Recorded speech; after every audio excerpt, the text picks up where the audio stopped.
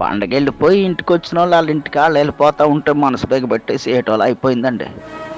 పరాసుకెళ్ళి ఆడుకుంటా ఆడ కూడా మాట్లాడుకుంటా ఆనందించడానికి సేపు పట్టలేదని క్షణాల్లో గడిచిపోయే రోజులు.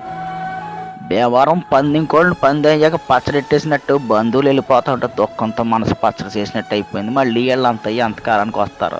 తాపేశ్వరం, పూతరేకులు, పెద్దాపురం, పాలకోవ, ఏలూరు, పెరుగు చెట్టు, కాడట్టుకొచ్చిన జున్ను పాలతో తీయడి జున్ను అన్ని కబుర్లు ఎట్టుకుని తిన్నప్పుడున్న మజ ఒక్కసారిగా పోయి సంబరం గాలిలోకి ఎగిరిపోయిందండి.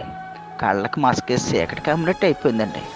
ఇప్పుడిప్పుడే దిగుతున్న మామిడి పిందులతో మెంతి బదులు ఎడితే పిల్లలకి తీసుకుంటా కంచాల మీద కలపడ్డారు. ఇవన్నీ రుచి కుదరడం వల్ల అనుకున్నాం, కానీ చుట్టాలతో వచ్చిన పిల్లలతో జత కట్టిన సరదా వాళ్ళని నిజం తెలియలేదండి. అదే పచ్చడి పుట్టెడితే బొడ్డోళ్ళు ఎవరు కంచం వైపు రావట్లేదు. చాలా కాలం తర్వాత వచ్చిన ఆడబిడ్డలు కళ్ళ నీళ్ళు ఎట్టుకుంటూ ఇంటికి వెళ్ళేటప్పుడు కాళ్ళకి దండాలు ఎడతా ఉంటే లోపలికి ఎక్కేసినట్టు అనిపించిందండి. ఏం చేస్తామండి, ఎవరి సంసారాలు వాళ్ళవి. బరువు ఎక్కిన గుండుతో సెంగుని సరువుడి కట్టి కాళ్ళకి పసుపు రాసి కొత్త బట్టలతో కట్నాలట్టు పంపుతూ ఉంటే మళ్ళీ అప్పగింతలప్పుడు వచ్చిన దుఃఖం పొగులు పొగులు వచ్చేస్తుందండి. గోదావరి అంటే ఏళ్ళకోళ్ళ మనుషులు అనుకుంటారు కానండి, ఫ్యామిలీ ఎక్కువ ఎర్రోళ్ళు అండి. చాలామందికి తెలవదండి.